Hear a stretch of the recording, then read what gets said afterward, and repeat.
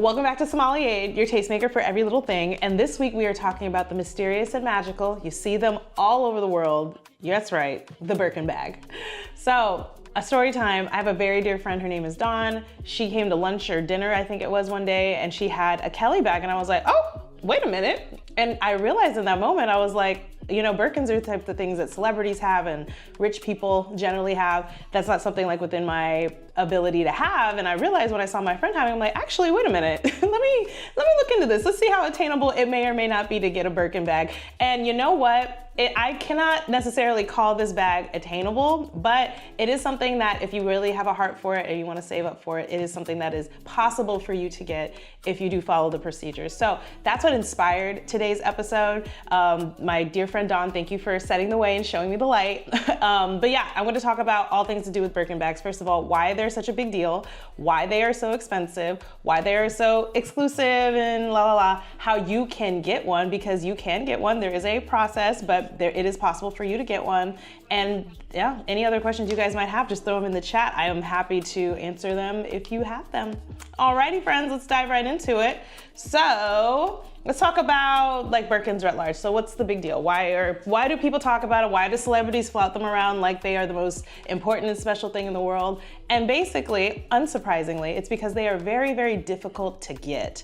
So Birkin is, the Birkin bag is a bag that is made by a company called Hermès. It is a French luxury leather goods house, and they make, like, their big thing is horses. If you go to the Hermès website, you'll see a lot of horse motifs, but they make a lot of very, very beautiful leather goods. But they are most famous for their bags and their belts too. I've seen a couple of people with their belts, they're very nice, but I would say the most famous part about their brand is the bags, specifically the Birkin bag and also the Kelly bag. They're hard to get and they're difficult to make. So Hermès prides themselves in making their bags from what they call premium leather. And they also use like a special stitching method to stitch the bags together. They use like something, like it's like handmade with like 2 different needles. It's like, they use a special method to make sure that the bag stays together and is just incredibly high quality and should last your lifetime. And it should, because these bags are extremely expensive. I think they start retail at $14,000 US, and that's to start. They go up significantly from there. I've seen some bags, I think the most expensive one sold for $500,000 because it had some diamond motifs inside of them. Anyway, I think you get the idea. These bags are expensive and they're a little bit of a status symbol, I must admit. It's like, ooh, you got this fancy, beautiful bag. But I'm starting to ramble a bit. Let's get into like the history of like the Birkin bag. So the Birkin bag specifically is named after someone named, I think her name is Jane Birkin. Yeah, Jane Birkin, who in 1983 ran into one of the creative directors of Hermès, and she was talking about, hey, I'm an actress and I'm a singer and I'm just really having the hardest time having like the perfect weekend bag. And she, next to the creative director of Hermès at the time, drew up what became the Birkin bag, and they named it after Jane Birkin in her honor because it was such an important status symbol. But before that, the famous Birkin bags by Hermès, there is this thing called the Kelly bag. Now, the Kelly bag is named after Grace Kelly, who is the American actress who eventually became the Princess of Monaco. She had one of these bags, and I think she was trying to hide her pregnancy at the time, and she was like using the bag to hide her pregnancy when she was walking out from paparazzi photos, and people took a bunch of pictures of the bag, and then ever since then, it's been known as the Kelly bag. Now, let's talk about the difference between the Birkin and the Kelly. I'm gonna try and include some pictures next to me. So the Birkin bag is a little bit bigger. It is intended to be like a weekend bag, versus the Kelly bag is smaller often, but also has a strap. So if I had to like name the big differences between the Birkin and the Kelly has a strap. You can kind of wear it around your, like as a crossbody if you wanted to. And the Birkin is intended as like a weekender bag. That being said, the Birkins come in a lot of different sizes. You'll see, I think, 25 centimeters, 30 centimeters, and the centimeters, by the way, indicate how, I'm gonna call it long, the bag is from side to side if you're looking at it straight on. I think 40 centimeters and 45 centimeters. Let me double confirm that with you. Oh wow, I got it right, cool. So yeah, the Birkin bag is produced in 25 centimeters, 30 centimeters, 35 centimeters, and 40 centimeters. So the biggest one is 40. And then also the Kelly bag is available in 20 centimeters, 25 centimeters, 28, 32, 35, 40, and 50 centimeters. So you can get a pretty big Kelly bag if you want. I know me personally, I'm partial to the Birkin. I just know I use a weekend bag a little bit more often. But let's talk about my journey in trying to actually get my hands on one of these bags. So Okay, so you cannot just like buy a Birkin in the way that you can like buy a pair of Louboutins. You go on the website, you see your size and you order it, and the color and you order it. That's not that type of versatility is not really the Birkin's gig. It's not the Birkin's vibe. And what I mean by that is if you go online to Hermès website, you can see stuff that talks about like the history and the famous of the Birkin, but you're not gonna actually see like different colors and options. So I know I mentioned a little bit earlier, but the Birkin is like a very hot commodity. They don't make a lot of them. They're very, very rare. So if you want one, like to buy one from the Birkin store, the Hermès store, you're gonna have a really tough time like getting one. So the way you do, or way you can, is you can make an appointment at the flagship Hermès store in Paris. Not every Hermès stores has Birkins, but they have sales associates, they call them SAs, who are responsible for, making relationship with clients who can afford and want a Birkin. And they usually will either text or call the clients that they know are interested in a Birkin whenever they have one in stock. So to be able to get one of these bags, they do recommend that you build your relationship with a sales associate so that when one comes into the store, they can call you and say, hey, this is what we got, do you want to buy it? So if it is your ministry to kind of build relationship with sales associates, keep them in mind, text them every once in a while, see what they've got available, that is an option. If that is not your gig, if you are not the type of person who has the patience or the time to be able to build relationship with sales associates across the globe for Hermès stores, you can also buy them from certified retailers. And the way that these celebrities are able to get all these exotic bags is not because they're making appointments at the Birkin store. It's more than likely because they are buying them from these resellers to buy the exact size and shape that they want of the bag that they want. But yeah. So you may be wondering, like, okay, who are these certified retailers? Let me tell you. There's Madison Avenue Couture, where a lot of the information from this episode came from. They are an awesome resource for Birkin, Hermès luxury goods, but specifically for Hermès Birkin bags. That's probably gonna be like your best bet when it comes to getting the color and the size that you're looking for. And I alluded to this earlier, but I never finished my thought, which is you can get a Birkin from only certain stores around the globe, certain Hermès stores around the globe. And because they are so exclusive and rare and difficult to produce, it's not like you can go in and say, hey, I want a 25 centimeter chrome hardware black Birkin bag because they simply do not have that type of versatility. If they get one, it's really exciting, but it really is a bit of a surprise if you're gonna buy the bag directly from Hermès, what you're gonna get because they are so rare. They might even get like two bags every 6 months or so. Like it is just very, very high demand and very, very low quantity. That's why it's so difficult to get one. But another thing that makes it so difficult to buy these bags, or rather another rule Hermès has put a rule in place because these bags are so exclusive and the supply is so low that you are only allowed to buy one bag, either a Birkin or a Kelly, every 6 months. So you can only buy two bags, either of them a year. So like you can buy either two Birkin bags in a year, a Birkin and a Kelly a year, two Kellys a year, but then you can't buy a Birkin. Like that's the idea. You can only get two of these very fancy, very expensive bags a year just because the supply is so low and the demand is so high.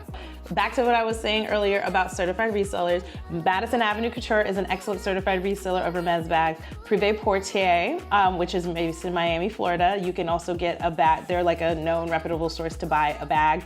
Jane Finds is another really excellent place to find an Hermès bag. Chic Joy, Bags of Luxury, and Rebag are all the ones that are like on my radar. If you want to get a really beautiful luxury bag, I would follow them on Instagram too because they do an excellent job just showcasing all the different bags they have in stock, and they could be, your bag. I know for me, if I'm spending $14,000 plus, that's like almost a car. That is a car on a bag. I want it to be exactly the bag I want. I want to be able to pass it down to my family for generations to come. That's an expensive, very long lasting bag. So I want it to be in the color I want. I want it to be in the size I want. And if you want that type of control over what you're getting from the Hermès Birkin or the Hermès Kelly, then you're gonna have to probably buy from a certified reseller, which can come with a premium, but at this, you're spending a lot of money on the bag anyway, so. Up to you, you choose, let me know what you pick. Let's talk about the Hermès store in Paris. I touched on this, but I never finished my thoughts. So the Hermès store in Paris does offer this thing, a lottery system, where you can get an appointment with a sales associate from Hermès, but because once again, the demand is so high, they have a lottery system where they allow one person, I think a day, I will double confirm that, but I believe one person a day is permitted to have a Birkin appointment with a sales associate, and they will provide, hopefully if they have whatever Birkins they happen to have in the store, they could have it in any color, in any size, and you can pick whether or not you want the bag. But again, it is just really, really challenging to get an appointment, again, which is why you have to do the lottery system. And something I hear from many people who have tried to get a Birkin appointment is that when you you will get a confirmation like, hey, you've been selected for the lottery, but then you have to click on the email and confirm. And if you do not confirm, you may show up to the Hermès store, but if you didn't confirm, they'll give away your spot. So it can be very tricky. You have to be very fastidious, very on top of it to be able to get your Birkin appointment,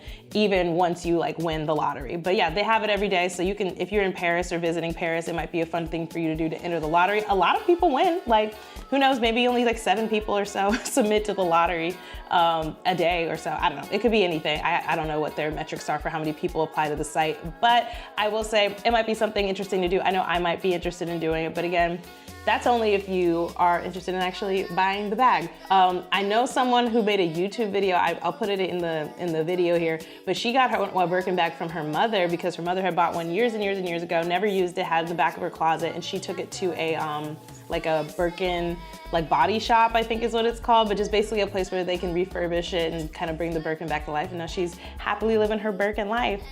Let's close it off with Birkin bags appreciating over time. So because these bags are so rare, it is like a thing where people say, well, hey, I'll collect Birkins and then I'll resell them online. I know Cardi B is certainly someone who owns a lot of very beautiful, exotic Birkin bags and loves to show them off. And I know that she has said publicly it's with the intent of like using them as like an investment vehicle. And you know what? Maybe, again, these Birkins are not mass produced, especially the more rarer colors and the rarer fabrics. They're not mass produced. And if they are certified, she probably could auction them off for, you know, $500,000 a piece, if that, depending on how many others exist in the market. But yeah, maybe.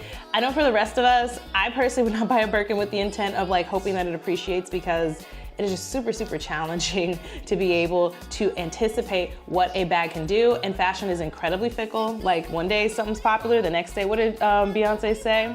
Birkins that shit in storage. Anyway, I'll put the link, shout out to you, Beyonce, but yes, I'll put the link in here, what she said about Telfars and Birkins, but I think you guys are getting what I'm trying to say. Fashion is fickle, fashion moves quickly, and it's really difficult to anticipate what a $14,000 or $15,000 investment in a bag will actually make in 10 or 15 years, or even if you're interested in keeping a bag that long.